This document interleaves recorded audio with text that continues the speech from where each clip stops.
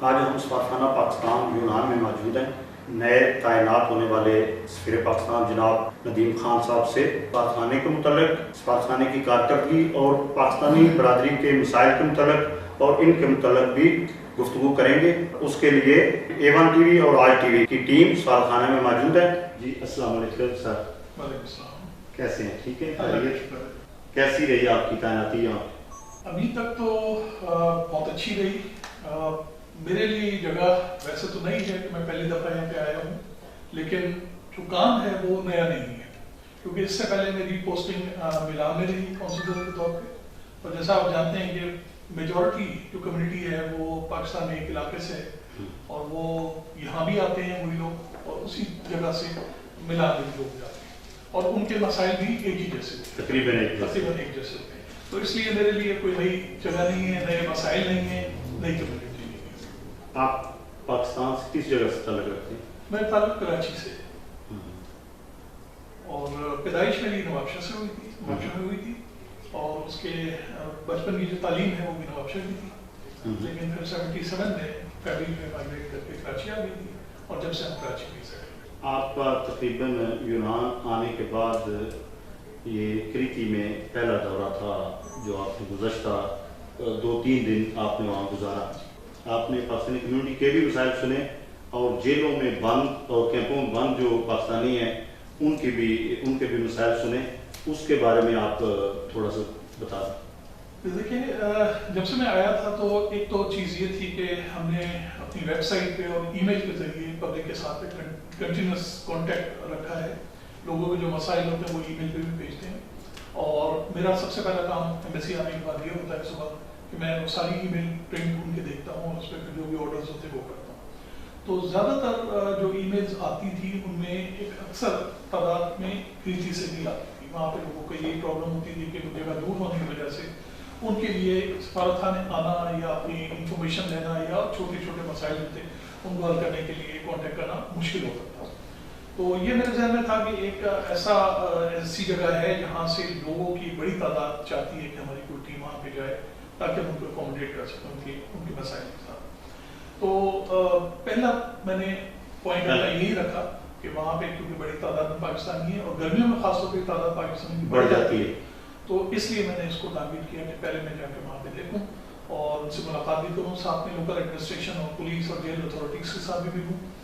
تاکہ تھوڑا سا آئیڈیا ہو کہ یہاں پہ سچویشن کیا ہے اور ان کے مسائل بہتر طریقے سے حل کرنے کے لیے سفارتخانہ اور کیا چیز کر سکتا ہے. تو اس وجہ سے یہ وزٹ میرا وہاں پہ ہوا. 3 دن تقریباً رہے. اس کے ساتھ ہماری کونسل ٹیم بھی گئی تھی جنہوں نے وہاں پہ کونسل سروسز بھی پرووائڈ کی. 2 دن, ہفتہ جمعہ اور ہفتہ. اور میں جو پہلے دن 1 دن پہلے چلا گیا تھا تو میں نے جیل وغیرہ کے وزٹ کیے, گورنر سے ملاقات کی, پولیس چیف سے ملاقات کی, اور اس کے ساتھ جو بھی وہاں پہ ایگریکلچر جیل اور دوسرے سینٹرز تھے وہ وزٹ کیے. اس کے علاوہ ہمارے ایک پاکستانی ہے وہاں پہ جو پیرالائز ہے, جس کا ایکسیڈنٹ ہوا تھا کام کے دوران, اور وہ بالکل مکمل طور پر پیرالائز ہے. اس کی بھی عیادت کے لیے بھی گیا, اور اس کو ساتھ میں گائیڈنس بھی دی کہ کس طرح سے وہ اپنے کیس کو پرسو کر سکتے ہیں, آگے جو کمپنسیشن وغیرہ کا کیس ہے اور کس ڈائریکشن ان کو کام کرنا چاہیے. تو یہ ساری چیزیں اس دوران وزٹ میں کی, اور یقیناً بہت ساری چیزیں نئی بھی سامنے آئیں. لیکن ایک اچھی بات جو تھی وہ یہ تھی کہ جو پولیس کے جو چیف تھے ان سے ملاقات ہوئی, دونوں شہروں کی بھی اور جو اوور آل ریتی کے بھی اور جو اوور آل چیف تھا اس سے بھی ملاقات ہوئی. سب کا تقریباً یہی اوپینین تھا کہ کمیونٹی کے ساتھ ان کو کوئی زیادہ مسئلہ نہیں ہے, وہ خوش ہیں, کمیونٹی والی پیسفل ہے, اور بہت زیادہ تعداد میں ان کے لیے پرابلمٹک نہیں ہے. لیکن ایک چیز جو کنسرن تھا ان کا وہ یہ تھا کہ اب ڈرگ سے ریلیٹڈ کیسز ان کے پاس زیادہ ہیں, تو اس کی طرف ان کی بڑی توجہ تھی. اور ظاہر ہے کہ ہمارے لیے بھی تشویش کا باعث ہے, کیونکہ یہ نہ صرف ملک کی بدنامی ہوتی ہے بلکہ کمیونٹی کے لیے بھی بہت غلط سگنل جاتے ہیں, اور اس کی وجہ سے کمیونٹی کے ساتھ جو برتاؤ ہے پولیس کا اور جیل اتھارٹیز کا وہ پھر تبدیل ہو جاتا ہے. تو ہمیں اس طرف بہت غور کرنا ہوگا, اور اس کو روکنے کے لیے, تدارک کرنے کے لیے جو کچھ ہم کر سکتے ہیں. کمیونٹی میں اویئرنیس بھی ہمیں کرنی پڑے گی, اور ساتھ میں اپنے اتھارٹیز کو بھی انفارم کرنا پڑے گا کہ اس کی طرف سے تھوڑا سا توجہ دیں, ورنہ یہ ایک ایسا ایلیمنٹ ہے جو ہمارے اورگنیز کے تعلقات کو ڈیمیج کرتا ہے. اس کے علاوہ جو سفارتخانہ کے متعلق ان کے مسائل ہیں, وہ سب سے بڑا مسئلہ کیا ہے؟ جو کمیونٹی ہے ان کا سب سے بڑا مسئلہ تو یہ ہے کہ زیادہ تر لوگ آپ کو پتا ہے کہ بغیر پاسپورٹ کے بغیر ڈاکومنٹ کے یہاں پہ آتے ہیں، اور خاص طور پہ جو کلیتی آ جاتے ہیں ان کے پاس کیونکہ ڈاکومنٹ نہیں ہوتا، اور ڈاکومنٹ بنوانے کے لیے ان کو اب سفارت خانے آنا پڑتا ہے، اور وہاں سے ان کو آنے کی اجازت نہیں ملتی اگر ان کے پاس کوئی ٹریول ڈاکومنٹ نہ ہو اور ان کا اسٹیٹس لیگل نہ ہو۔ تو یہ ایک مین مسئلہ اور جنرل مسئلہ ہے جو ہمارے سامنے آیا، جو مجھے اس سے پہلے نہیں پتا تھا۔ اب ہم اس کے لیے کوشش کرتے ہیں کہ کس طرح سے اس کو ریزالو کریں۔ اس کا ایک جو امیڈیٹ ہمارے پاس حل ہے وہ یہی ہے کہ ہماری سفارتخانے کی ٹیم وہاں پہ جائیں، ان کے پرٹیکولرز وغیرہ لیں، اور اس کے بعد ان کا ویریفیکیشن کا پروسیس جو ہے ان کے یہاں پہ آئے بغیر ہم اس کو کس طرح سے حل کریں۔ یعنی ان کی یہ جس طرح سفارتخانہ میں ہم پاسپورٹ اپلائی کرتے ہیں یہاں پہ، اس طرح کی کوئی موبائل ٹیم ہو سکتی ہے جو ہر مہینے میں یا 2 مہینے میں، کیونکہ زیادہ تر لوگ ان لیگل ہیں، وہ آئیں گے ان کو پرابلم بنے گی اگر وہ ہو جائے کوئی ایسا، کیونکہ میری وہاں تبسم ڈوگا صاحب ہیں اور جو دکاندار لوگ ہیں ان سے، جو مساجد کے امام ہیں ان سے بات ہوئی تھی، کافی سارے دوست ہیں، انہوں نے یہ ریکویسٹ کی تھی کہ سفارتخانے میں آپ ہماری طرف سے یہ گزارش کریں کہ 1 یا 2 ماہ کے بعد سفارتخانے کی ٹیم آئے کہ ہمارے ٹوٹل جتنے بھی کام ہیں ہمیں یہاں سے ایتھنز نہ جانا پڑے، کیونکہ اب کرونا کی وجہ سے مسائل ہیں، وہ چیکنگ بھی زیادہ ہے اور زیادہ تر لوگ جو ہیں وہ انلیگل ہیں۔ اس کے متعلق اگر کوئی آپ حل کر لیں۔ جہاں تک پاسپورٹ کی بات ہے تو پاسپورٹ آپ کو پتا ہوگا کہ سینٹرلائز سسٹم ہے پاسپورٹ کا، اور اگر کسی کا پہلی دفعہ پاسپورٹ کرنا ہے تو اس کے لیے تو مینڈیٹری ہے اس کو سفارتخانے آنا پڑے گا، یا یہاں سے بنوائے، اور اگر پاکستان ہے تو اس کو پاسپورٹ آفس جانا پڑے گا۔ اس کے علاوہ جن لوگوں کے مشین ریڈیبل پاسپورٹ آلریڈی بنے ہوئے ہیں اور وہ لاسٹ ہو گئے ہیں یا رینیو کروانا ہے انہوں نے، یا اس کے اندر کوئی اور ایسے مسئلہ ہے کہ وہ بنے ہونے کے بعد ڈیٹا ان کا موجود ہے سسٹم میں، تو وہ آن لائن اپلائی کر سکتے ہیں کہیں سے بھی۔ تو ان کے لیے تو یہ فیسلٹی ہے کہ ان کو ضروری نہیں ہے کہ اس سفارتخانے آئے، وہ وہاں پہ بیٹھ کے بھی آن لائن اپلائی کر سکتے ہیں اور اپنا پاسپورٹ اپنی ایڈریس پہ منگوا سکتے ہیں۔ یہ پرابلم ہوتی ہے ان لوگوں کے لیے جن کے پاس یا تو مشین ریڈیبل پاسپورٹ نہیں ہوتے یا ان کے پاس پاسپورٹ سے بنے ہوئے ہیں، ان لوگوں کے لیے ایک جنرل پرابلم ہے، لیکن ان کو ہم بالکل کسی طور پہ موبائل ٹیم کے پاس یہ فیسلٹی نہیں ہے کہ وہ کنیکشن اسٹیبلش کر کے اسلام آباد سے اور ان کے ڈیٹا کو وہاں پہ سینڈ کر سکے۔ تو یہ ایک جنرل پرابلم ہماری بھی، اس کا ہمارے پاس کوئی حل نہیں ہے۔ یہ البتہ ضرور ہے کہ اگر ان کا کوئی پاسپورٹ نہیں بنا تو اس سے پہلے ان کو آئی ڈی کارڈ بنوانا ہے اور اس سے پہلے ان کو نیشنل اسٹیٹس ویریفیکیشن کروانی ہے، تو موبائل ٹیم میں جا کے ان کو اس سلسلے میں ہیلپ کر سکتی ہیں کہ وہ نیشنل اسٹیٹس ویریفیکیشن کے لیے ان کے پرٹیکولرز لے کے اور یہاں پہ ہم اس کو پروسیس کر دیں، اور بائی دا ٹائم وہ ان کی ڈیٹیلز وغیرہ آ جائے اور ویریفائی ہو جائے اسٹیٹس، تو اس کے بعد پھر وہ آئی ڈی کارڈ وغیرہ کے لیے اپنا اپلائی کر سکتے ہیں۔ اس کے متعلق ان کا جو ایک مسئلہ تھا، دور دراز علاقوں سے انہوں نے اپنے پاسپورٹ وصول کرنے کے لیے یہاں نہیں آ سکتے، اس کے بارے میں آپ نے کوئی حل کیا؟ جی، اس کے لیے ہم نے بالکل اس چیز کو کنسیڈر کیا ہے، اور کسی حد تک ان کی یہ پرابلم جو ہے بڑی جینون ہے کہ ایک دفعہ وہ پاسپورٹ کے لیے ان کو آنا پڑتا ہے اور پھر دوبارہ پاسپورٹ ریسیو کرنے کے لیے وہ آئیں، تو تھوڑا سا ان کے ساتھ زیادتی ہوتی ہے، کیونکہ یہ کوئی 10-15 یورو کی بات نہیں ہے کہ وہ کرایہ خرچ کر کے آ جائیں، یہ ایک جگہ سے پورے دوسرے شہر سے جو کہ 8-10 گھنٹے کی فیری رائڈ کی ڈسٹینس پہ ہے، ویسے یہ جیسے کسی دوسرے ملک سے آتے ہیں، اچھا خاصا پیسہ بھی خرچ ہوتا ہے، ٹائم بھی خرچ ہوتا ہے۔ ہم نے اس کے لیے اب یہ کیا ہے کہ ہم DHL سے یہ سروسز شروع کر رہے ہیں، اور جس ٹائم پہ انڈیویجول آئے گا پاسپورٹ جمع کروانے کے لیے، اس ٹائم پہ اس سے کنسنٹ پوچھی جائے گی کہ جی آپ خود سے آ کے پاسپورٹ ریسیو کریں گے یا آپ چاہتے ہیں کہ کوریئر سروس سے آپ کا پاسپورٹ آپ کو ڈلیور ہو جائے۔ تو وہ اس ٹائم پہ اگر وہ کنفرم کر دیتا ہے کہ جی میں کوریئر سے منگوانا چاہتا ہوں، تو اسی ٹائم پہ اس کو جس ونڈو پہ کوریئر کی وہ ہے وہاں پہ ان کو بھیج دیا جائے گا، وہ وہاں پہ اپنا سارا پرٹیکولر ایڈریس وغیرہ لکھوا دیں گے، اور اس کے بعد جب ان کا پاسپورٹ آئے گا تو وہ ڈائریکٹلی وہاں پہ کوریئر کی، جیسے آپ کہہ رہے تھے وہ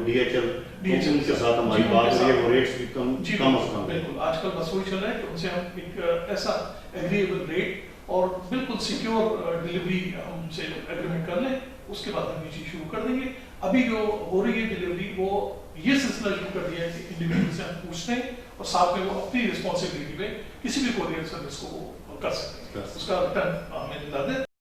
دیں اور ہم جو ہے اس کو پاسپورٹ بھجوا دیں گے، لیکن ہمارے تھرو جو کسی بھی کوریئر کمپنی کے ساتھ ہوگا وہ پھر سیکیور ہوگا، اور ایک دفعہ یہ ان سے بات چیت کمپلیٹ ہو جائے ہماری، اس کے بعد پھر اس کو اناؤنس کر دیں گے اور ہم شروع کر دیں گے۔ جو آپ کی جیلوں میں ملاقاتیں عراقی اور خائیوں میں ہوئی پاکستانیوں سے جو جیلوں میں بند ہیں، ان میں کوئی ان سے گفتگو کے دوران محسوس ہوا کہ اس میں کافی لوگ جو ہیں وہ بیچارے بے گناہ بھی بند ہیں؟ جی، کچھ لوگوں نے یہ کمپلین کی ہے کہ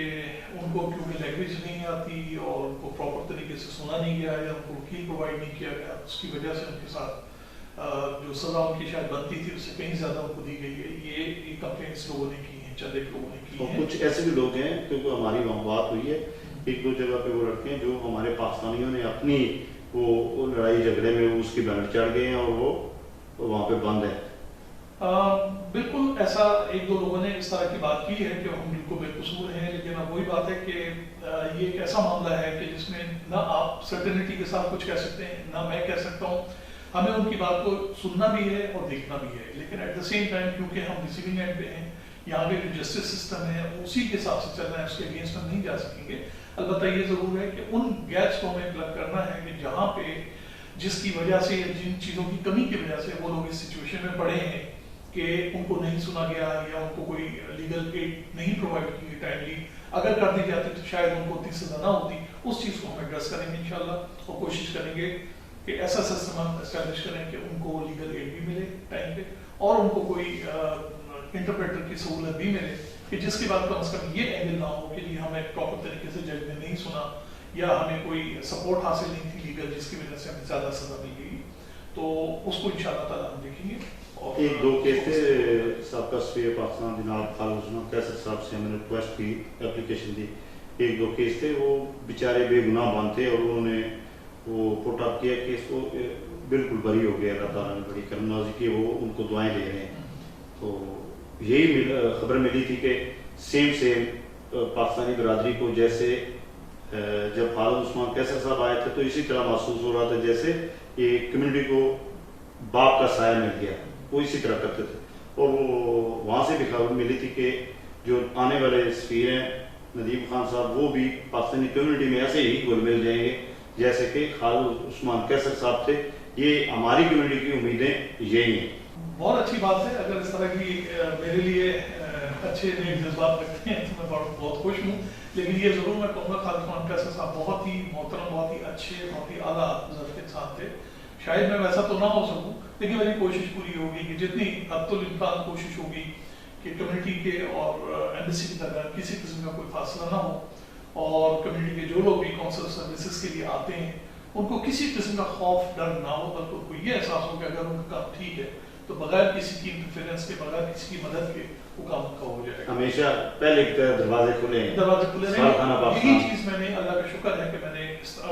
ملان میں بھی اسی طرح کا سسٹم سیٹ اپ کر دیا تھا تو اللہ کا شکر ہے آج تک چل رہا ہے. میرے بعد آنے والے ساتھی ہیں انہوں نے بھی اس کو اسی طریقے سے بہتر طریقے سے آگے چلایا ہے. مجھے خوشی ہے کہ میں یہاں جب آیا ہوں تو مجھے آلریڈی بنایا سسٹم اس طرح کا عثمان کیسر صاحب نے سیٹ اپ کیا ہوا تھا وہ مجھے ملا ہے، اچھے حالت میں ملی ہے. ویسی انشاءاللہ تعالیٰ اس کو کوشش کریں گے جہاں جہاں کمی رہ گئی ہے کسی وجہ سے اس کو بھی پورا کریں. اور کمیونٹی اور ایمبیسی کے درمیان اگر کوئی ایسی سچویشن بھی ہے کہ جس میں لوگ ڈرتے ہیں گھبراتے ہیں اس چیز کو بھی ریموو کیا جائے. تو اس کے بعد کریتی کے بعد نیکسٹ وزٹ کس علاقے کا ہوتا ہے؟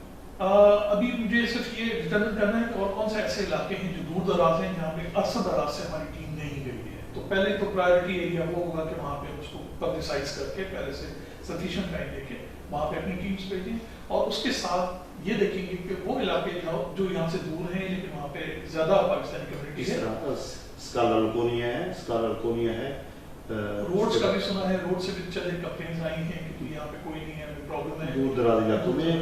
سلنیکی کے لوگ ہیں وہ کافی سارے علاقے دور دراز ہیں، ان کی خواہش ہے کہ سوات خانہ پاکستان وہاں آئے. نہیں انشاءاللہ تعالیٰ ضرور ان سارے علاقوں کا وزٹ بھی ہوگا، کونسل ٹیمز بھی جائیں گی اور اس کے بعد پھر کچھ عرصے کے بعد انشاءاللہ ایک پلان کر کے ہم ان کا باقاعدہ شیڈیول بتا کے ان کو پہلے سے بتا کے کہ اس سال میں آپ کے یہاں 2 ٹیمیں یا 3 ٹیمیں یا 4 ٹیمیں ان مہینوں میں آئیں گی تاکہ ان کو پتا رہے اور وہ لوگ جو جن کو اپنا کام کر رہے ہیں ان کو پتا ہوگا جی ابھی اگر ہم 1 مہینے یا 2 مہینے ویٹ کر لیں گے تو 2 مہینے کے بعد صفائی خانے کی ٹیم آ جائے گی اور جو چیز ہمیں وہاں جا کے کروانی ہے وہ یہاں پہ ہمارا کام ہو جائے گا تو ان کو بھی اطمینان رہے گا اور ہمیں بھی پتا رہے گا کہ یہ شیڈیول ہے، ہم نے اس کو اسٹک کرنا ہے اور ان علاقوں میں ان مہینوں میں ہم نے ٹیم بھیج کے لوگوں کو سہولیات دینی ہے. تو انشاءاللہ ایک آرگنائز طریقے سے کام کریں گے جس میں زیادہ تر جو دور دراز کے علاقے ہیں وہاں پہ پاکستانی کمیونٹی جو ہے ان کے مسائل کو کسی حد تک حل کرنے میں کامیاب ہو جائیں گے. اس وقت کافی دیر بغیر سفیر کے رہا،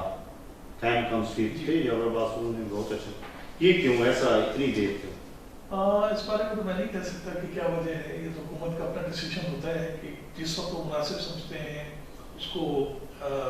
سفیر کو بھیجتے ہیں۔ یہ اچھی بات ہے کہ انہوں نے سفارتخانے کو ڈاؤن گریڈ نہیں کیا تھا،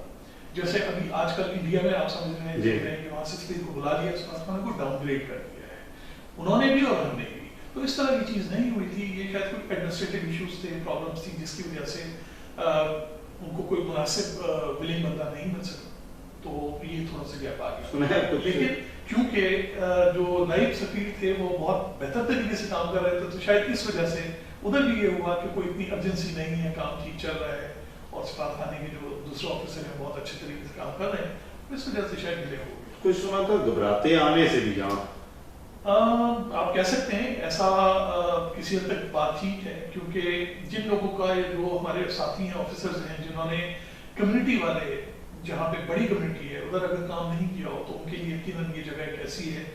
کہ آپ کو بھی پتہ ہے کہ پچھلے کئی سالوں میں یہاں پہ پرابلمس بھی رہی ہیں، یہاں پہ مسئلے بھی رہے، کچھ ایسے مسئلے بھی ہیں کمیونٹی کی طرف سے بنائے گئے، کریٹ کیے گئے، اور کچھ ایسے تھے جو اسٹاف کی شارٹیج یا دوسرے معاملات کی وجہ سے رہے، تو اس کا نام کافی خراب رہا پاس میں۔ اب پچھلے چند سالوں سے اللہ کا شکر ہے کہ تھوڑی عزت بھی ریسٹور ہوئی ہے اور چیزیں بھی بہتر ہوئی ہیں، معاملات بھی بہتر ہوئے ہیں، تو اب شاید ایسا سچویشن نہیں ہے کہ کوئی بندہ یہاں پہ آتے ہوئے گھبرائے، لیکن یہ ضرور ہے کہ جس نے بڑی کمیونٹی والے مشن میں کام نہیں کیا ہو تو اس کے لیے ذرا تھوڑا سا ڈیفیکلٹ ہوتا ہے ایک نئی ایسی جگہ پہ جانا جہاں پہ کمیونٹی کی ایشوز بالکل ڈفرینٹ ہیں۔ یہاں پہ اگر ہم بالکل اسٹرکٹلی رولس کو دیکھیں تو شاید ایک بھی کسی کی مدد نہ کر سکے، ہمیں یہاں پہ راستہ بنانا پڑتا ہے، دیکھنا پڑتا ہے کہ کس طرح سے اس شخص کو جو ہمارے پاس آیا ہے اس کو ہم کیسے مدد کریں۔ آپ جانتے ہیں کہ یہاں پہ میرے خیال ہے 95% سے زیادہ لوگ جو ہے وہ ایلیگل آتے ہیں، جن کے پاس کوئی ڈاکومنٹ نہیں ہوتی، اور ایلیگل آنا ایک سیلف ایک کرائم ہے۔ آپ پاکستان کی حدود کو بغیر پاسپورٹ کے ٹریول ڈاکومنٹ کے کراس کرتے ہیں وہ بھی ایک کرائم ہے، آپ یہاں کی حدود کو کراس کرتے اس کنٹری میں آتے ہیں وہ بھی ایک کرائم ہے۔ تو ایک بندہ جب ہمارے پاس آتا ہے تو ہمیں پتہ ہوتا ہے کہ اس نے کرائم کیا ہے، اس کو اس کرائم کے باوجود کس طرح سے فیسیلیٹیٹ کرنا ہے، وہ ظاہر ہے کہ پھر ہمیں تھوڑا سا سافٹ ہونا پڑتا ہے، کیونکہ فیکچوئل پوزیشن یہ ہے کہ ایک بندہ تمام رسک لے کے اپنا پیسہ خرچ کر کے یہاں پہ آ گیا ہے، ادھر کی گورنمنٹ کی ادھر کی اتھارٹیز جو ہیں وہ اس کو نہیں پکڑ رہی ہیں یا رپورٹ نہیں کر رہی ہیں، تو یہ اب ہمارے لیے ہے کہ ہم اس کو کس طرح سے فیسیلیٹیٹ کر کے اس کو ہم لیگلائز کرنے میں مدد دیں تاکہ وہ لیگل ہو کے یہاں کے لیے بھی کنٹریبیوٹ کرے اور پاکستان کے لیے بھی کنٹریبیوٹ کرے، وہ ہمارے لیے بہتر ایک ایسا شخص یہ کمیونٹی کا بندہ بن جائے کہ جو پاکستان کی بھی ڈائریکٹلی اور انڈائریکٹلی مدد کرے۔ آپ کی تعیناتی سے پہلے ویلفیئر اتاشی بھی نہیں تھے، تو اب بھی نہیں ہے ویلفیئر اتاشی، تو ان کے مطلب وہ کب تک تشریف لائیں گے؟ اس کے لیے مجھے جو پتہ چلا ہے وہ یہ ہے کہ پروسیس انہوں نے شروع کر دیا ہے سلیکشن کا، اور غالباً ایک دور ہو بھی گیا تھا کمپلیٹ، لیکن پھر کچھ قانونی اس کے اندر کچھ ایسی چیزیں آ گئیں، کچھ شاید ڈیسیجن چیلنج ہو گئے تھے جس کی وجہ سے وہ معاملہ رک گیا تھا۔ اب سنا ہے کہ دوبارہ سے پروسیس شروع ہو گیا ہے، خالی آئندہ چند مہینوں کے اندر امید ہے کہ تعیناتی ہو جائے گی۔ تقریباً یونان میں ان لیگل پاکستانی اور لیگل پاکستانی کی تعداد کے مطلب آپ کیا سمجھتے کتنے لوگ ہیں؟ لیگل کی جو ہمیں فگرز ملی ہیں وہ تقریباً 15 سے 16 ہزار کی ہیں جو رجسٹرڈ یہاں پہ ہیں، جن کے پاس ورکنگ ڈاکومنٹس ہیں اور لیگل اسٹیٹس ہے۔ اس کے علاوہ ایلیگل لوگوں کی تعداد صرف ایسٹیمیٹ کی جا سکتی ہے، اور کیونکہ یہ چینج ہوتی رہتی ہے اس لیے کوئی بھی چیز یقین کے ساتھ نہیں کہی جا سکتی، بٹ اندازہ یہ ہے کہ تقریباً ٹوٹل لیگل ایلیگل ملا کے کسی ایک وقت میں 40,000 کے قریب پورے گریس میں شاید پاکستانی 40 سے 50 ایک ماڈسٹ ایسٹیمیٹ یہی ہے کہ اس سے زیادہ نہیں ہوگا اتنا، اور ہمارا ایسٹیمیٹ جو بیس ہوتا ہے وہ اس چیز پہ بیس ہوتا ہے کہ ہمارے جو ایسے علاقے ہیں، ایسے کنٹریز ہیں جہاں پہ سیٹلڈ لیگل کمیونٹی ہماری موجود ہے اور ان کی تعداد وہاں پہ رجسٹرڈ ہے، اس تعداد میں جتنے لوگ ایمبیسی آتے ہیں اپنا کام کروانے کے لیے، پاسپورٹ بنوانے کے لیے، اٹیسٹیشن کے لیے، آؤٹ پاس کے لیے، شناختی کارڈ کے لیے، تو اگر اتنی کمیونٹی ہے تو اس میں ایوریج روز اتنے لوگ آتے ہیں، تو ادھر اگر ہمیں یہ تو معلوم ہے کہ روز ہمارے پاس کتنے لوگ آتے ہیں، اس کے حساب سے ہم اسٹیمیٹ کرتے ہیں کہ اتنی کمیونٹی ہماری یہاں پہ ہوگی، کیونکہ ہمارے پاس روز کا ٹرن اوور اتنا ہے۔ اور ظاہر ہے کہ ایسٹیمیٹ ہے اوپر نیچے ہو سکتا ہے. اور ساتھ میں یہ بھی ہے کہ فکس ٹائم میں آج کل جیسے اٹلی کے اندر امیگریشن کھلی ہوئی ہے تو آج کل زیادہ تر لوگ جو یہاں پہ ادروائز تھے وہ یہاں سے چلے گئے ہیں یا جانے کی کوششوں میں ہیں کہ کس طرح اٹلی پہنچ جائیں اور وہاں پہ وہ لیگل پیپرس وغیرہ لے لیں. تو ہو سکتا ہے کہ آج کل مطالعہ نارمل سے کم ہو اس وقت. خیر دور دراز علاقوں کے بھی ایشو ہیں لیکن یہاں سب سے جو بڑا ایشو ہے وہ ہے فیملی ویزے کا, ٹیسٹیشن کا. اس کے متعلق کیا سمجھتے ہیں آپ حل ہو جائے گا؟ جی دیکھیں اس کے لیے یہ ایک واقعی ایک پرابلم ہے جو کنسسٹنٹلی ہماری بھی نالج میں آ رہی ہے, لیکن اس میں ہم سے زیادہ اگر اس کا رول ہے تو فارن آفس اسلام آباد کا ہے کہ وہ وہاں پہ جو ان کے سفارت خانے ہیں ان کو کنونس کرے اور ان کو وہ کریں. میرا خیال ہے کہ وہاں پہ ایفرٹس ہوتے رہے ہیں لیکن کیونکہ ہمارے جو پیپرز وہاں پہ جمع کرائے جاتے ہیں اس کے اندر اتنی زیادہ کمی ہوتی ہے یا ہیر پھیر ہوتی ہے کہ وہ لوگ انہوں نے اپنے سسٹم کو چیک کرنے کو بہت اسٹرکٹ بنا دیا ہے اور وہ ٹائم کنزیومنگ ہے. انہوں نے غالباً اس کو آؤٹ سورس بھی کیا ہوا ہے, وہ اپنے ذرائع سے بھی ان چیزوں کو ویریفائی کرواتے ہیں جو پرٹیکولرز دیے جاتے ہیں سفر والے میں.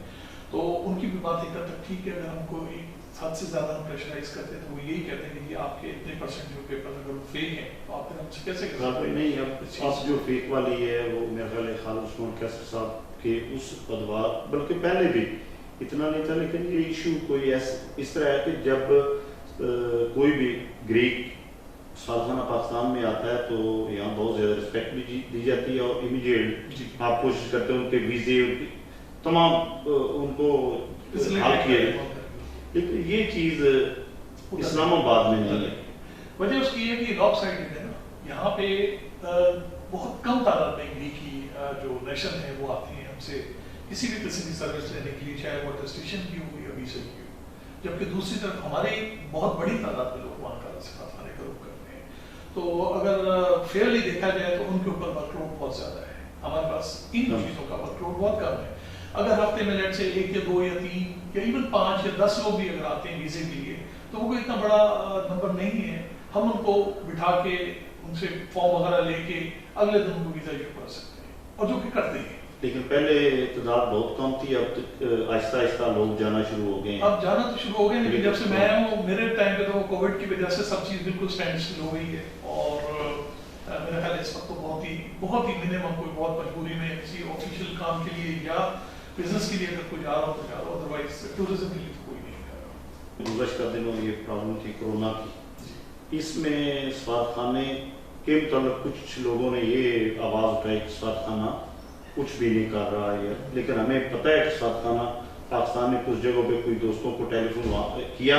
کہ بھئی اگر کوئی بھی آپ کو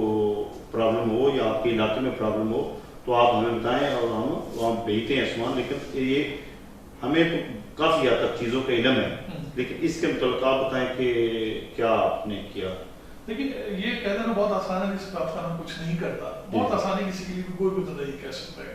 اور ہمارے لیے ضروری بھی نہیں ہے اور نہ ہی ہمارا منصب ہے کہ ہمارے کی بات کو کاؤنٹر کریں اور اس کو ایویڈنس دیں. جو فیکچوئل پوزیشن یہ ہے کہ سفارت خانہ اپنی جگہ پوری طرح سے جو چیزیں ہم کر سکتے ہیں وہ کرتے ہیں. ریسورسز ہمارے لمیٹڈ ہیں لیکن اس کے باوجود چیزوں کو پرائورٹائز کر کے اور جو زیادہ ضروری چیزیں سمجھی جاتی ہیں ان کے اوپر ہم فوراً عمل کرتے ہیں. پہلی چیز تو یہ کہ کووڈ کا جب یہ شروع ہوا اور یہاں پہ لاک ڈاؤن ہوا تو پہلے 2 ہفتے کے اندر ہی ہمیں ہماری گورنمنٹ کی طرف سے انہوں نے ہماری ریکویسٹ پہ دی اور ساتھ میں ہم سے پوچھ کے کہ جی آپ کی کتنی کمیونٹی ہے اور کتنے آپ انٹیسپیٹ کرتے ہیں کہ آپ کو فنڈز چاہیے ہوں گے کہ ان لوگوں کو ارجنٹ نیڈز جو ہیں پوری کرنے کی آپ ہمیں بتایا, ہم نے ان کو بتایا اور اس کے ساتھ انہوں نے امیڈیٹلی ہمیں الاؤ کیا, ہمیں فنڈز بھیجے کہ ان فنڈز کے ساتھ آپ اپنی کمیونٹی کو فیسیلیٹیٹ کریں. اور اس کے اندر شاید یہ میری 32 سال کی جو سروس ہے پہلی دفعہ ایسا ہوا ہے کہ گورنمنٹ نے فنڈز دیے ہیں کہ آپ ان کو راشن فوڈ کے لیے بھی استعمال کر سکتے ہیں. کہ وہ لوگ جو ظاہر ہے کہ ڈیلی ویجرز ہیں ان کے پاس بیلنس نہیں ہے کچھ کھانے پینے کی اور وہ لاک ڈاؤن ہو گئے گھر کے اندر تو وہ کس طرح سے سروائیو کریں گے. کھانا تو بنیادی ضرورت ہے اس کی, چاہے لاک ڈاؤن ہو یا نہ ان کو کھانا تو کھانا ہے. اب وہ کھانا وہ کہاں سے لے کے آئیں گے اگر وہ کما نہیں رہے تو کس طرح سے اپنے اور اپنے بیوی بچوں کو پیٹ کریں گے. تو اس چیز کے لیے گورنمنٹ نے ہمیں فنڈس دیے. ہم نے اس کو بہت زیادہ پبلسائز ڈیلیبریٹلی نہیں کیا کیونکہ ہمارے پاس پہلے ہفتے سے ہی ریکویسٹ آنے لگی تھی کہ جی ہمیں یہ پرابلم ہو رہی ہے اور ہمارے پاس پیسے نہیں ہیں, ہم اپنی فیملی کو کیسے فیڈ کریں. جس کی ریکویسٹ ہمارے پاس آتی تھی उसको हम इमीडिएटली अपना राशन जो था 15 दिन का राशन परचेज करके उनको डिलीवर करवाते थे। और उसकी देखा देखी फिर आहिस्ता आहिस्ता हमारे पास उसका क्वांटम जो है बढ़ता रहा और ज़्यादा से ज़्यादा लोग एक दूसरे को देख के भी समझ के भी हमें अप्रोच करते रहे। जितने लोगों ने हमें अप्रोच किया, ये जितने लोगों का हमें पता था कि ये लोग वाकई में सफ़र कर रहे हैं, उन लोगों को हमने उस फंड से अकोमोडेट किया। और मेरा ख्याल है कि हमने 500 से ज़्यादा लोगों को सिर्फ गवर्नमेंट के एक्सपेंसेस से हमने ये राशन प्रोवाइड किया। इस चीज़ का मुकम्मल रिकॉर्ड हमारे पास मौजूद है, ID card number, ID card की कॉपी, जिन लोगों को डिलीवर होता था उनसे रिसीट कि ये उनको डिलीवर हुआ, ताकि किसी भी स्टेज पे भी अगर कोई ऑडिट अथॉरिटीज या कोई भी इंडिविजुअल आके चेक करना चाहे तो रिकॉर्ड मौजूद है। अपनी पसंद की सीक्वेंस नंबर से वो बंदा उठाए, फोन करके उनसे पूछे कि भाई आपको ये राशन मिला था या नहीं, आपके सामने सारी चीज मौजूद हो जाएगी। ये कोई एग्जैजरेटेड फिगर नहीं है, 500 के करीब लोगों को हमने प्रोवाइड किया। इसके अलावा कुछ मुखैर पाकिस्तानी थे जिन्होंने अपने तौर पे भी इस चीज को आगे बढ़ाया और उन लोगों ने भी राशन प्रोवाइड किया। लेकिन हमारे गवर्नमेंट के फंड से प्रोवाइड किया, उसके बाद पूरा रिकॉर्ड मौजूद है और वो किसी भी टाइम वेरीफाई किया जा सकता है। जाहिर है कि आउट ऑफ लेट्स से 50,000 लोगों में अगर 500, वो तो नेग्लिजिबल है, लेकिन रिसोर्सेज भी देखनी चाहिए कि आप हर एक को चीज़ प्रोवाइड नहीं कर सकते। लेकिन पाकिस्तानी बरादरी की कुछ शख्सियात ऐसी हैं, तंजीमात ऐसी हैं, जिस तरह पीरिया की इमाम बागा गुलजार ज़ैनब, उन्होंने बड़ा अच्छा किया। पाकिस्तान कम्युनिटी की वो पाकिस्तान कम्युनिटी ग्रीस, उन्होंने और चंद लोग थे, तो उन्होंने सफारत खाने से भी रब्ता किया या वो अपने थ्रू ही करते रहे? वो अपने थ्रू करते रहे और जाहिर है कि वो नेक काम है, नेकी का काम है, तो जो भी करेगा उसको हमें कोई ऑब्जेक्शन नहीं हो सकता। हम तो उसको एनकरेज करेंगे, बल्कि उन तमाम लोगों को एनकरेज करेंगे जो साहिब हैसियत हैं, जो दूसरों की मदद कर सकते हैं। कोविड को छोड़ के आम हालात में भी अगर कोई पाकिस्तानी किसी दूसरे पाकिस्तानी की मदद करता है तो हमारे लिए बहुत अच्छी बात है और हम उसको अप्रिशिएट करेंगे, क्योंकि ये हम सब लोगों का कलेक्टिवली फर्ज है। गवर्नमेंट के पास या सफारतखाने के पास इतने रिसोर्सेज नहीं होते कि पूरी कम्युनिटी को वो लुक आफ्टर कर सकें, इस तरह से फाइनेंशियल सपोर्ट कर सकें। ये काम बहुत हद तक हमारी एसोसिएशंस को और इनको भी ये बर्डन लेना चाहिए और जहाँ तक हो सके, जहाँ तक जेब इजाज़त दे सके, अपने रिसोर्सेज इजाज़त दे सके, उनको अपने तौर पे हमारी जो कम्युनिटी के लोग ऐसे हैं जिनकी जो मदद के तालिब हैं, उनकी मदद करनी चाहिए। आप भी इनको थोड़ा सा मोटिवेट किया करें। तो बिल्कुल जी, बिल्कुल। आपकी अभी तक कोई भी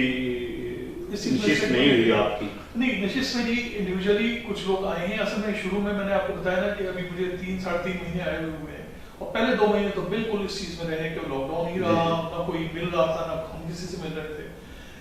लेकिन पिछले 1 महीने से ये चीज़ें भी शुरू हुई हैं। मुझे अब क्योंकि बहुत सारी चीज़ें साइमल्टेनियसली करनी होती हैं, उसमें ये विजिट भी था, उसमें लोकल अथॉरिटीज़ के जो ऑफिशियल्स हैं उनसे मुलाकात थी, एम्बेसडर से मुलाकात थी, क्योंकि अब रिसेप्शन वगैरह तो नहीं हो रही ना, तो हम वेट नहीं कर सकते कि कोई रिसेप्शन हो तो वहाँ पर मुलाकात हो। मुझे खुद उनसे जाके रिक्वेस्ट करके मिलना पड़ रहा है।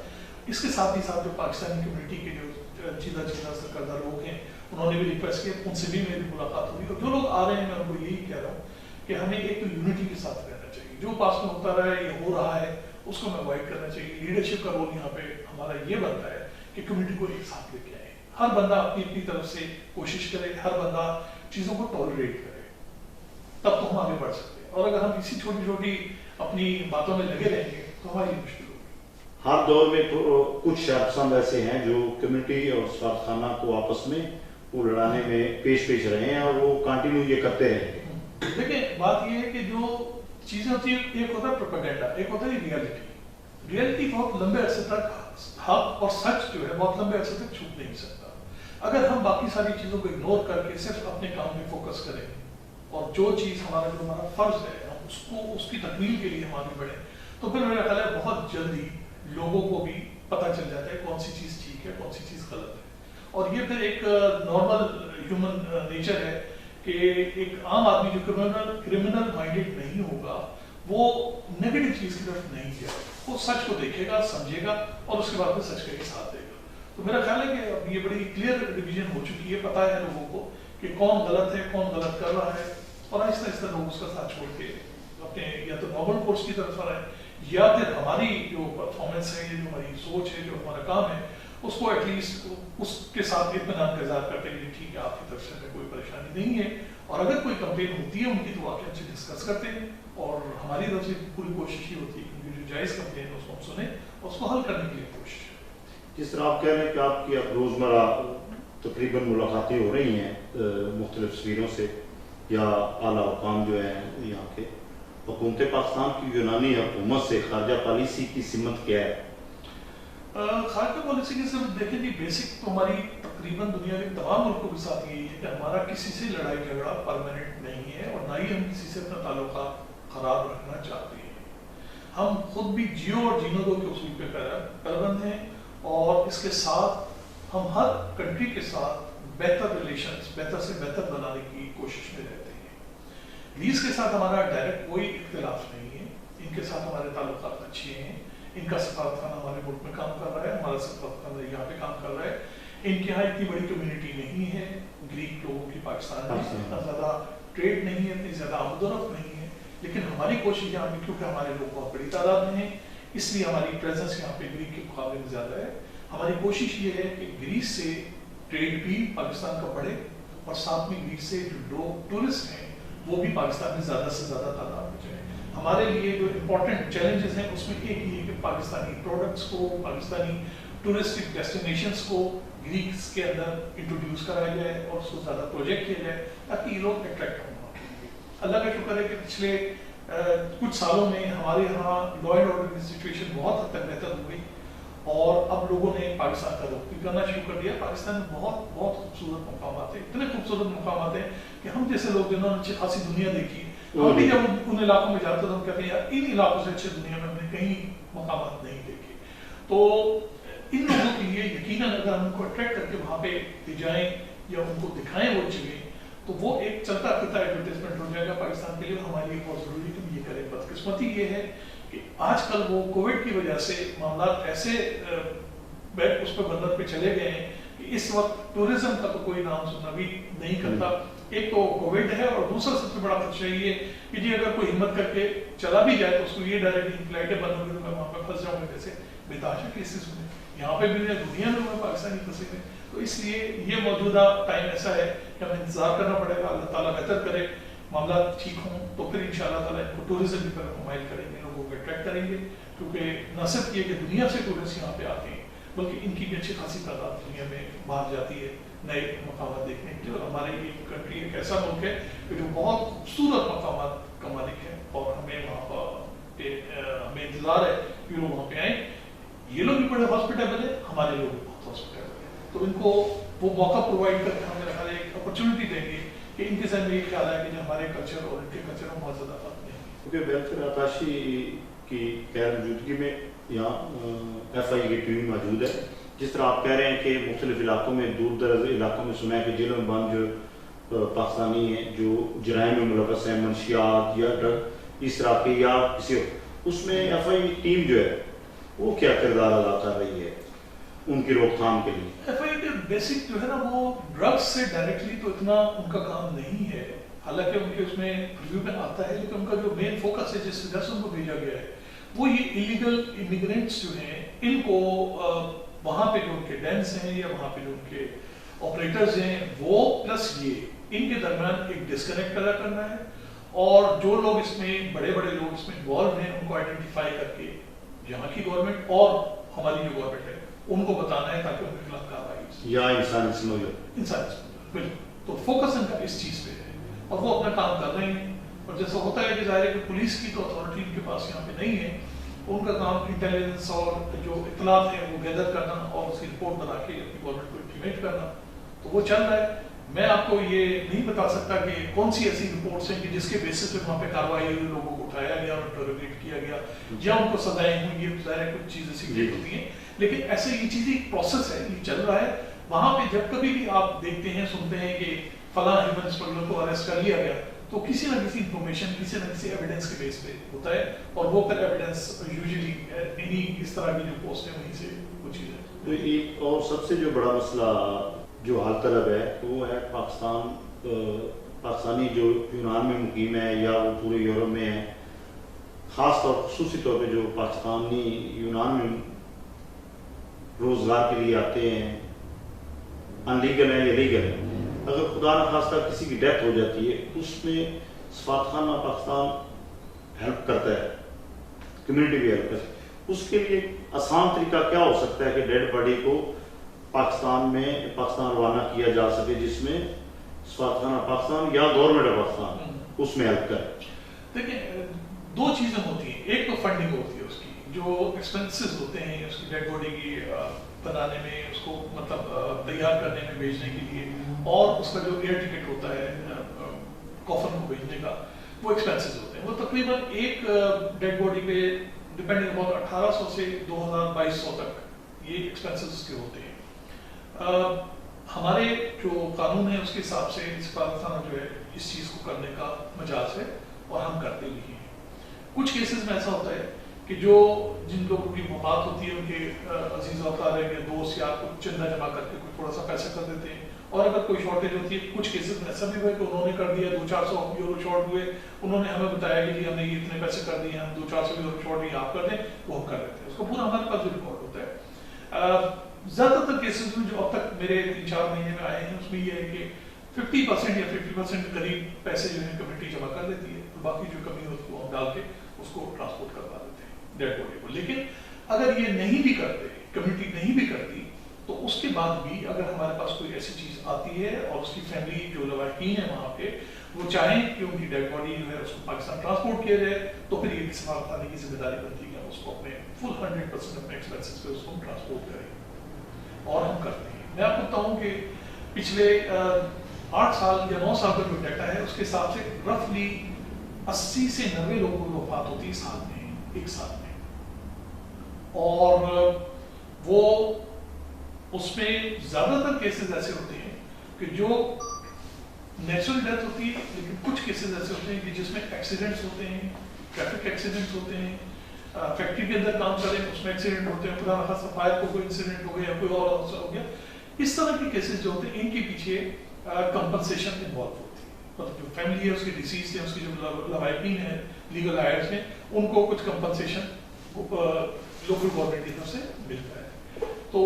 ان کے معاملات ذرا تھوڑے سے کمپلیکیٹڈ ہوتے ہیں. اس کی وجہ یہ ہوتی ہے، آپ جانتے ہیں اچھی طرح کہ یہاں پہ ایسے لوگ، انڈیویجول آرگنائزیشن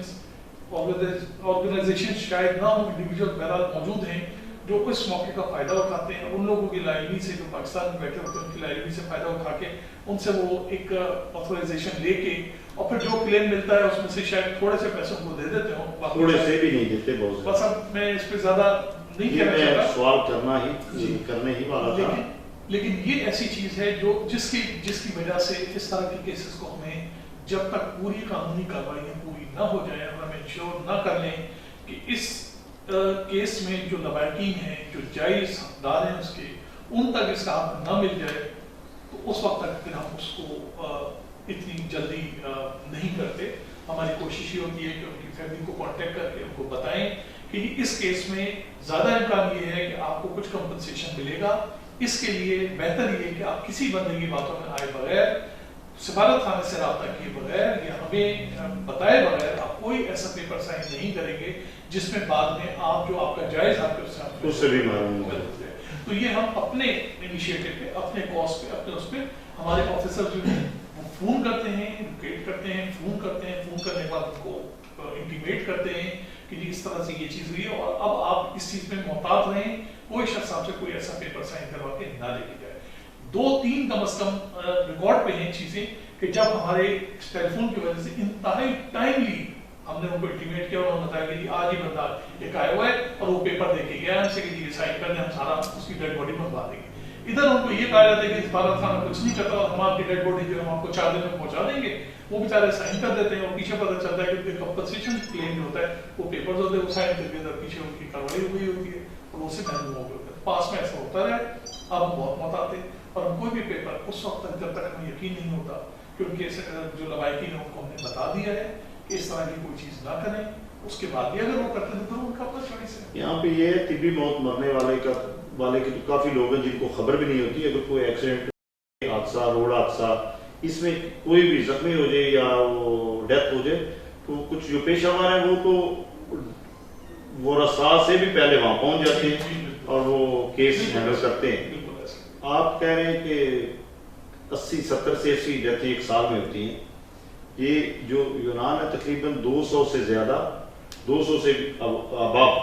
کیونکہ 2017 میں صرف دسمبر میں ہم نے 27 سے 28 نماز جنازہ پڑھی مسجد دارالرحمن امونیم، جہاں پہ سب سے زیادہ یہ غسل دیا جاتا ہے، نماز جنازہ ادا کرتے ہیں، اور وہی مرکز پاکستان کمیونٹی کی جو بزنس کمیونٹی ہے، پاکستانی برادری کی بزنس کمیونٹی ہب ہے، وہ ہے امونیم۔ کوئی بھی لاوارث جب بھی کسی کی ڈیتھ ہو جاتی ہے، وہ سب سے زیادہ ہم تو اپریشیٹ ان کو کرتے ہیں، اور یہ سفارت خانے کو بھی کرنا چاہیے، وہ لوگ جو ہیں وہ سب سے زیادہ مدد کمیونٹی کی، وہ جو لاوارث لوگ ہیں ان کی سب سے زیادہ وہ کرتے ہیں ہیلپ۔ اگر آپ کو اس ٹیم سے مل کر سفارت خانہ چلے گا تو میرا خیال ہے سفارت خانے کو بھی اور کمیونٹی عمومی کمیونٹی اس کو بھی آسانی ہوگی۔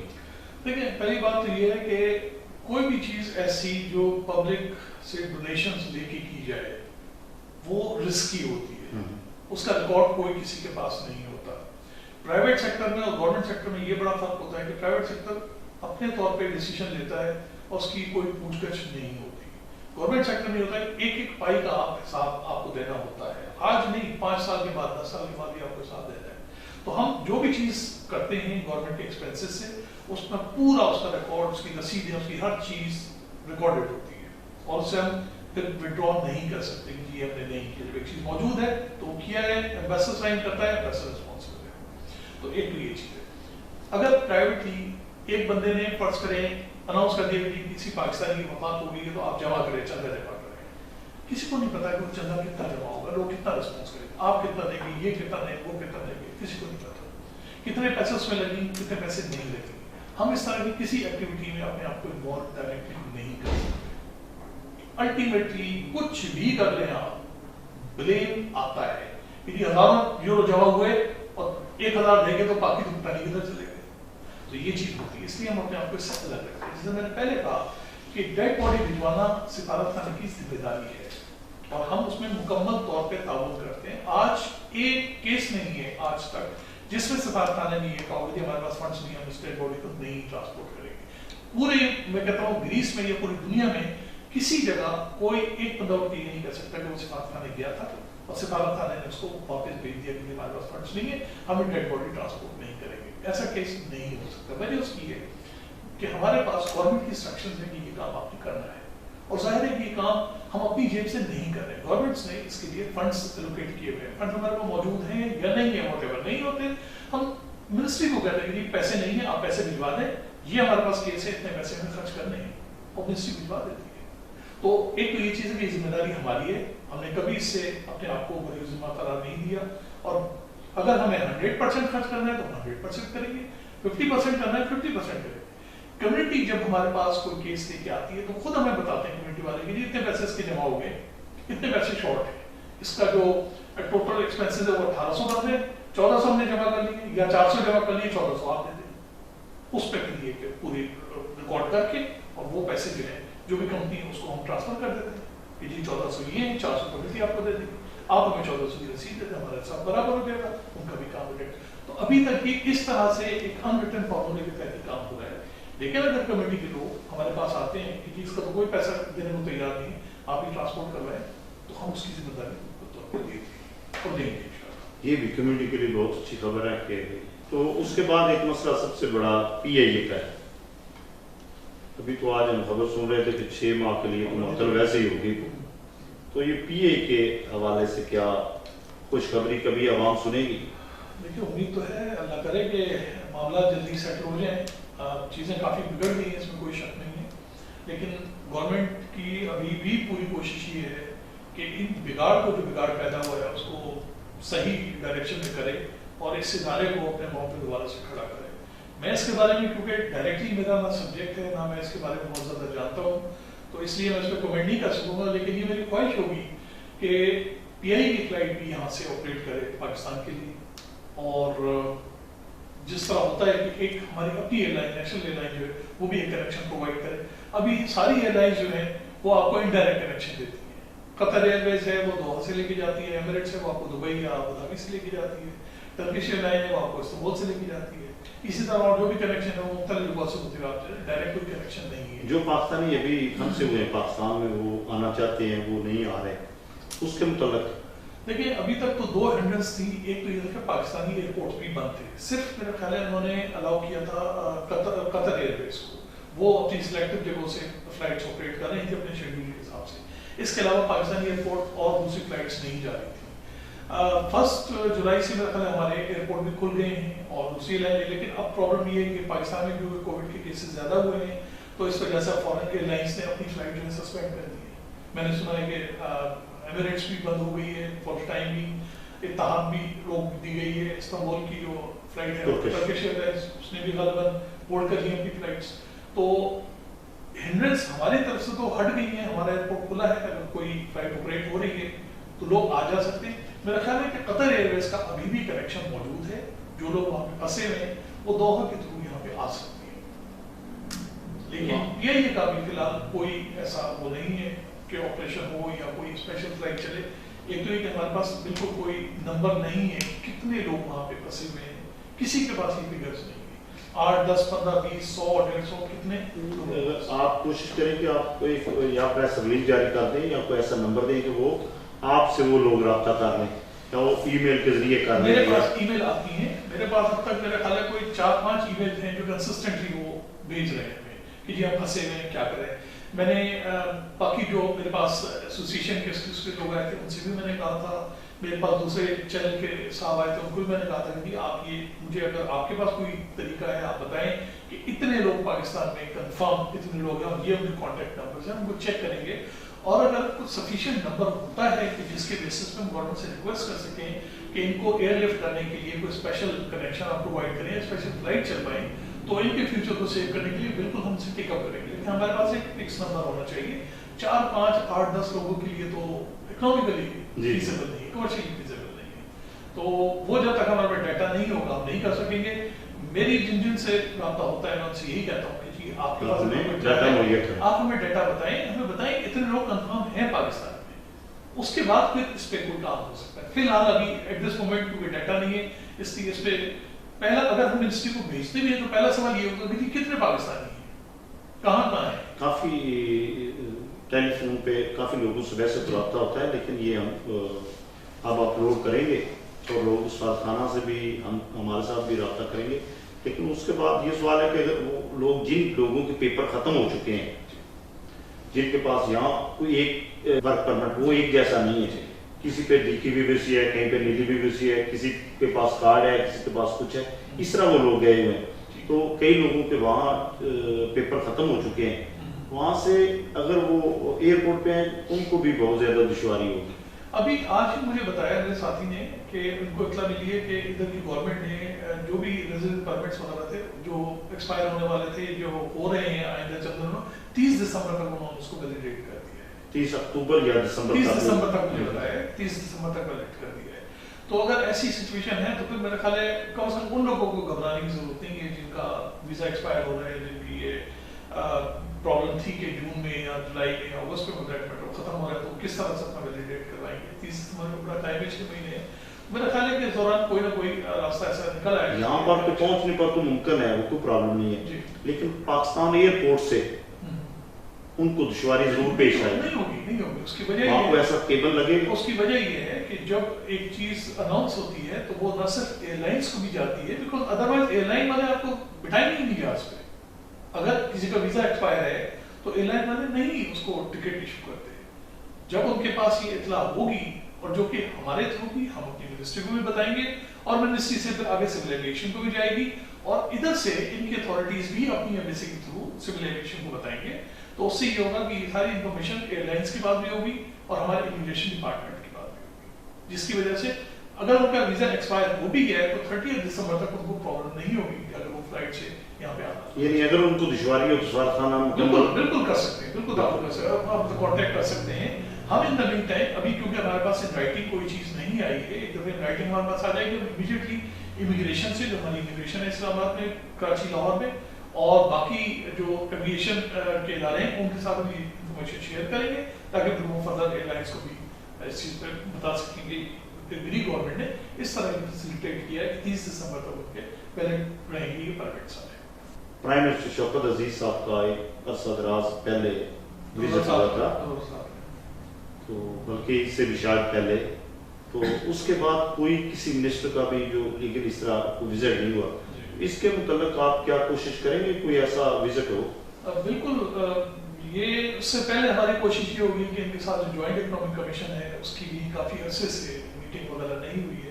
تو یہ تھوڑا سا حالات کووڈ کی طرف سے تھوڑے سے سیٹل ہو جائیں، چیزیں نارملائز ہو جائیں، اس کے بعد انشاءاللہ پہلا ہمارا اسٹیپ یہ ہوگا کہ ہم یہ فرسٹ پوائنٹ آف کانٹیکٹ جو ہے اس کو ہم ریوائو کریں، کیونکہ آپس میں بیٹھ کے ڈسکس کر کے بہت ساری چیزیں سارٹ آؤٹ ہو سکتی ہیں، بہت سارے ایشوز ہیں جو ان کے ساتھ ہمیں ٹیک اپ کر رہے ہیں ہائیسٹ لیول پہ، تو یہ پہلا اسٹیپ ہے، اور اس کے بعد پھر ہم کسی ایکسچینج آف وزٹ کی طرف انشاءاللہ دیکھیں گے۔ کافی ٹائم ہو گیا، 13-14 سال ہو گئے، ہماری طرف سے بھی وزٹ نہیں ہوا، ان کی طرف سے بھی کوئی وزٹ ہائی لیول پہ نہیں ہوا ہے۔ گزشتہ سفیر پاکستان جناب خالد عثمان قیصر صاحب نے کہا تھا کہ جو سابقہ بلڈنگ ہے سفارت خانے کی، وہ چونکہ پاکستان کی ملکیت ہے، وہاں پہ بچوں کے لیے جو یونان میں مقیم پاکستانی برادری ہے جن کے بچے یہاں پہ جوان ہو رہے ہیں، پڑھ رہے ہیں، تو اردو لینگویج کے لیے یا درس و تدریس کے لیے وہاں کوئی ایسا سلسلہ ہو سکتا ہے کہ وہاں بچوں کو اردو تعلیم دی جائے؟ میرا خیال ہے کہ یہ تھوڑا ایک مشکل پروسپیکٹ ہے، اس کی وجہ یہ ہے کہ اردو صرف اردو سکھانا جو ہے وہ کوئی ایسا نہیں ہے، ہمارے پاس ابھی اس چیز کی بھی میرا خیال ہے زیادہ وہ نہیں ہے کہ کتنے بچے جو ہیں وہ اسکول گوئنگ ہیں اور کتنے بچے انٹرسٹڈ ہیں اردو پڑھنے میں۔ مجھے یاد پڑتا ہے کہ کچھ عرصہ پہلے شاید یہ کسی جگہ شروع ہوا تھا اردو کلاسز کا، اور اس کا پھر کوئی جھگڑا فساد ہو گیا تھا، جس کی وجہ سے وہ ودرا کرنا پڑا اور بچوں کو اٹھا لیا، وہ معاملہ یہ اگر سفارت خانہ اس کی سرپرستی کرے تو وہ پوزیشن اور ہوگی، اور یہ آپ کوئی پریس ریلیز جاری کرتے ہیں کہ وہ جن کے بچے اردو سیکھنا چاہتے ہیں وہ سفارت خانہ سے رابطہ کریں۔ میرے پاس یہ سجیشن آئی ہے، اس پہ ہم دیکھتے ہیں، اس کو ورک آؤٹ کرنا پڑے گا، کیونکہ اس میں 2-3 چیزیں ہیں۔ ایک تو یہ جو سفارت خانے کی پرانی بلڈنگ ہے وہ اب مجھے نہیں پتا آپ نے دیکھی نہیں، لیکن وہ کافی خراب خستہ حال میں ہے، اور اس کو تھوڑا سا رینوویٹ کرانا پڑے گا کہ وہ قابل استعمال ہو سکے۔ پھر یہ کہ بجلی پانی گیس تو ساری چیزیں اس کی بند کروا دی تھی، استعمال نہیں ہو رہا تھا، تو اس کی صفائی وغیرہ کروانا، یہ ساری چیزیں ریسٹور کروانا، یہ بھی کرنا پڑے گا، اور اس کے لیے گورنمنٹ سے ہی اپروول لینا پڑے گا کہ جی ہم اس کو اس مقصد کے لیے استعمال کرنا چاہتے ہیں، تو اس کے لیے تھوڑا سا پہلے ورک کرنا پڑے گا۔ اس علاقے میں اگر اتنی ہماری پاکستان کی وہ ملکیت ہے، بہت اچھا علاقہ ہے، اگر وہ خالی رہے گی تو اس کا کچھ نہ کچھ تو خالی رہنے سے بہتر ہے کہ ہم اس کا آپ ٹھیک کہہ رہے ہیں کہ اس طرح کی چیز بہتر ہے کہ وہ انڈر یوٹیلائزیشن ہو یا وہ ڈسپوز آف ہو جائے۔ ڈسپوز آف اس لیے نہیں ہو رہی ہے کہ ابھی مارکیٹ بہت ڈاؤن ہے، تو اس کی جو ویلیو ہوگی اس سے بہت کم پیسہ شاید آفر ہو، لیکن اس میں ہم اپنا کام ہم نے شروع کر دیا۔ ہم 3 آپشن جو ہے گورنمنٹ کے حوالے کر رہے ہیں، بھیج رہے ہیں کہ جی یہ 3 ہماری سجیشنز ہیں، اور اس میں ایک اس کی یوٹیلائزیشن کے بارے میں بھی ہے، تو لیٹس سی کہ وہاں سے کیا ہمیں اس کا اپروول آتا ہے، کیا وہ کہتے ہیں کہ آپ کس ڈائریکشن میں اس کو ورک آؤٹ کریں گے، تو اگر ایسا ہوا اپروول ملتا ہے اور کوئی ایسی چیز شروع ہوتی ہے تو انشاءاللہ اس کو دیکھا جا سکتا ہے۔ اب آپ کے حوالے سے 1-2 سوال، کیا آپ بچپن میں شرارتی تھے؟ نہیں، میں اتنا زیادہ شرارتی نہیں تھا، گھر کے اندر بہن بھائیوں میں تو شرارت چلتی رہتی تھی۔ کوئی ایسی شرارت ہو جو آپ کو ابھی بھی یاد ہو؟ یہ مشکل سوال ہے، آپس میں اپنی جو بچوں لڑکپن میں اور اس میں وہ چیزیں چلتی رہتی تھی ہماری، جیسے لڑکپن تو نہیں کہنا چاہیے، وہ تو خاصی میچور ایج تھی، شرارتیں تو ویسے چلتی رہتی ہیں اپنے دوستوں وغیرہ کے ساتھ، بٹ جو نون شرارتیں تھیں اس میں آپ کو صرف ایک قصہ بتا دوں کہ ہمارے ایک دوست تھے، کراچی گئی تھے اور ہمارے ساتھ ٹریننگ کر رہے تھے، تو ان کی ایک بائک ہوتی تھی بہت پرانی، ہم تو سارے پیدل تھے اس زمانے میں، لاہور میں ٹریننگ کر رہے تھے، تو انہوں نے کراچی سے وہ بائک منگوا لی، وہ ہونڈا میرے خیال 70 تھی یا کون سی تھی، بہت ہی خستہ حال میں، لیکن بہرحال ان کے پاس گاڑی ہوا۔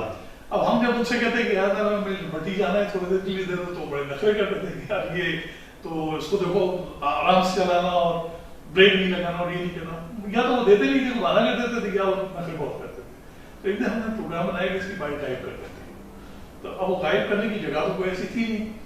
خیر ہماری 5-6 باتھ رومس تھے کمیونٹی باتھ روم کہلاتے تھے، کامن، ہم کسی طرح اس کو باتوں میں لگا کے ایک ہمارا دوست دوسری طرف لے گیا، باقیوں نے کیا کیا اس کی بائک اٹھا کے ہم 2nd فلور پہ لے گئے، اور 2nd فلور میں باتھ روم کے اندر ہم نے ایسی یوں کر کے کھڑی کر کے نا اندر سے کنڈی لگا کے تو اوپر سے ٹاپ کے باہر آ گئے۔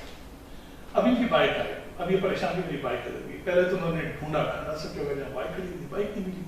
پھر یہ آئے, ہم سب کو ان کو پتا تھا کہ 2-4-5 لوگ جو ہیں شریف ہیں, انہوں نے کیا, وہ میرے پاس ہے, مجھے کہتے ہیں تو نے میری بائک نہیں, میں نے کہا میرے پاس کہاں ہے, تم چابی دی تھی کیا؟ تو نہیں, مجھے پتا ہے تم ہی لوگوں نے رائڈ کی, کہاں ہے میری؟ ایک دن گزر گیا, 2 دن گزر گیا, اس کا زمانہ میں وارننگ دی, اب ہم جا رہے ہیں پولیس میں رپورٹ کرانے, تم لوگ پس ہو گئے.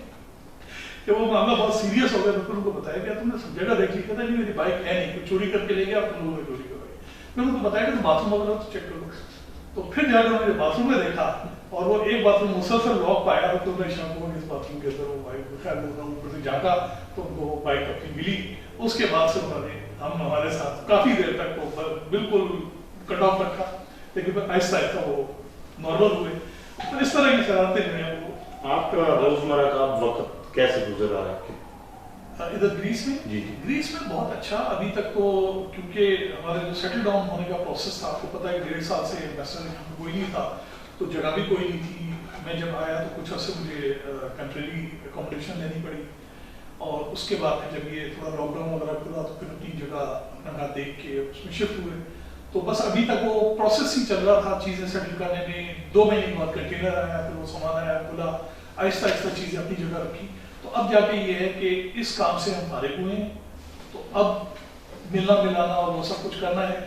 تو ابھی تک تو بالکل ٹائم کا پتہ نہیں چلا, نہ میں کسی اور جگہ گھومنے بھی نہیں کیا, نہ کہیں اور کیا. اب تک جو بھی تھا شاپنگ سینٹر, چیزیں خریدی, گھر لے آئے, گھر میں رکھی, گھر کی چیزوں کو سیٹ کیا اپنی جگہ. اب تک تو وہ روٹین چل رہا ہے. ایمبیسی میں کتنا ٹائم گزرتا ہے؟ ایمبیسی میں میرے خیال ہے 6 گھنٹے 5-6 گھنٹے ہو جاتے ہیں. فیملی کو بھی ٹائم دیتے ہیں؟ بس واپس جا کے پھر یہ کہ تھوڑا چائے وغیرہ پی لی, 1-8 گھنٹہ واک کر لیا, واک کرنے کے بعد پھر فیملی کے ساتھ.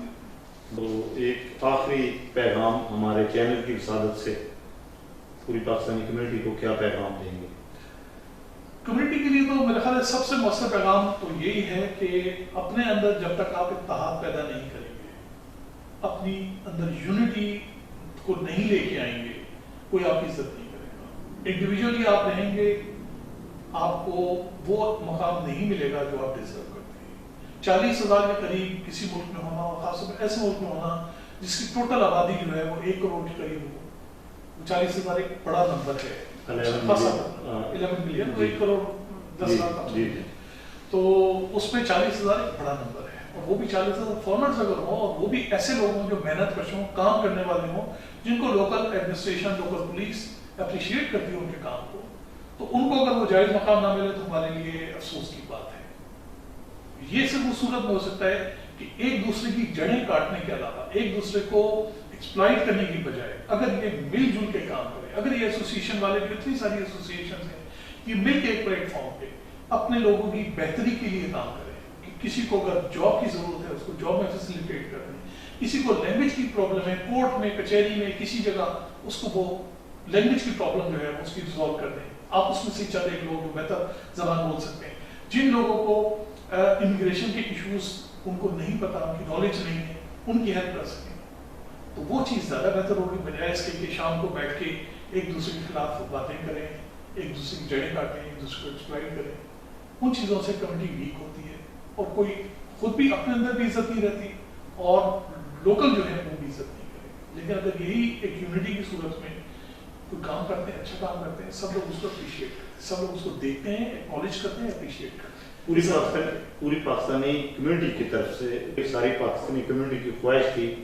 کہ جیسے سابقہ سفیر پاکستان خالد عثمان کیسر صاحب گھل مل جاتے تھے کمیونٹی میں, اور وہ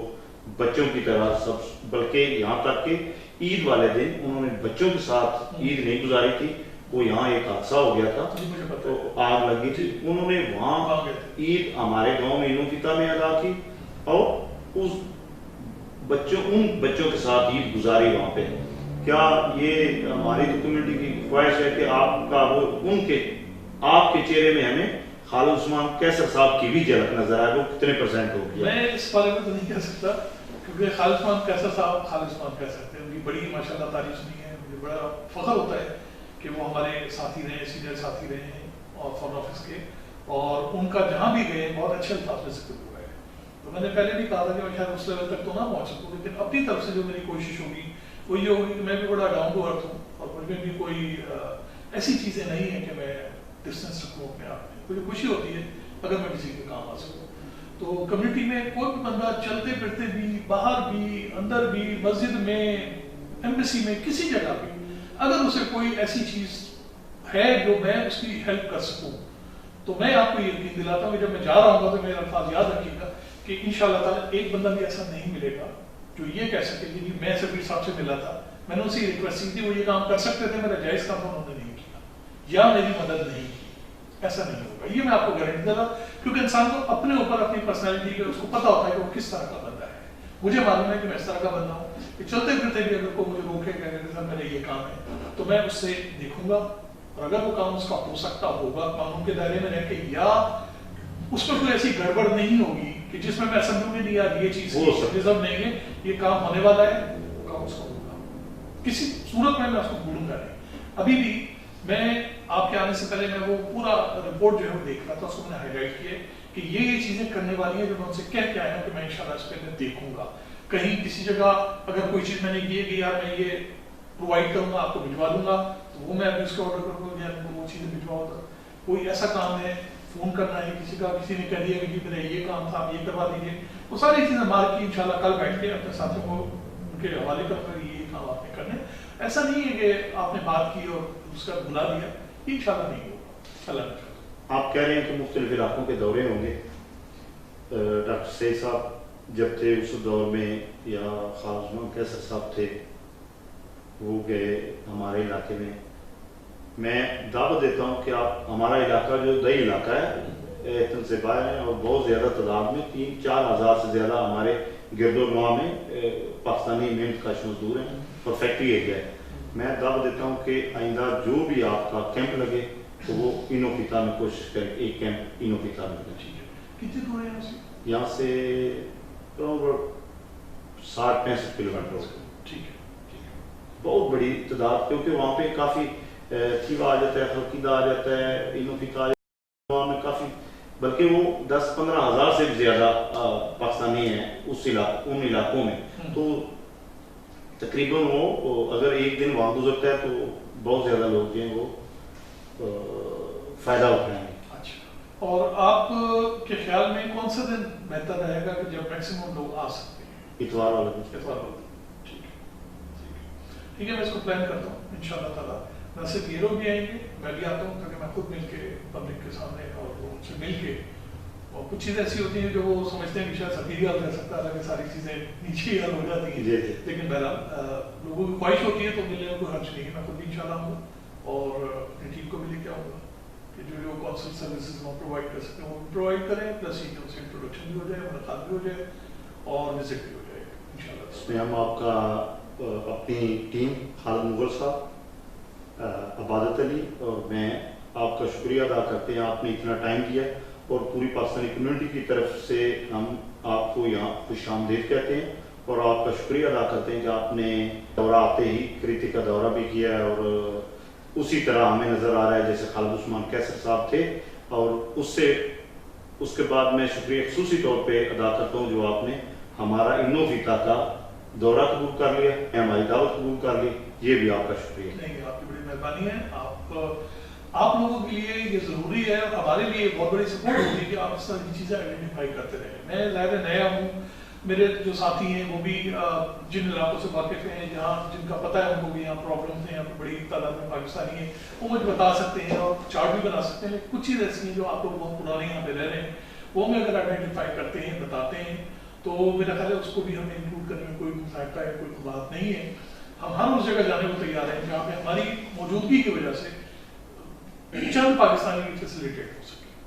تو انشاءاللہ تعالیٰ وہ آپ کے ساتھ پورا تعاون رہے گا۔ آپ ہمیں بتاتے رہیں، گائیڈ کرتے رہیں کہ ادھر جو ہے آپ بہت عرصے سے آپ کا کوئی وزٹ نہیں ہوا ہے یا کوئی ہمارے ٹیم جو ہے وہاں ان لوگوں کو ضرورت ہے، انشاءاللہ تعالیٰ اس کو انکلوڈ کریں گے، اور مقصد ہمارا یہی ہے کہ پوری گریس کے اندر جتنے پاکستانی موجود ہیں، جہاں جہاں ان کو تکلیف ہے اور جس تکلیف کو ہم رفع کر سکتے ہیں اس کی طرف ہم فوکس کریں، اس میں انشاءاللہ کام کریں۔ تو ہمارا اور آپ کا مقصد تقریباً ایک ہی جیسا ہے، آپ کی بھی خواہش ہے، کوشش بھی ہے، انشاءاللہ تعالیٰ ایک دوسرے کے ساتھ تعاون کر کے اس چیز کو بہتر کر سکتے ہیں۔ آپ کا بہت بہت شکریہ۔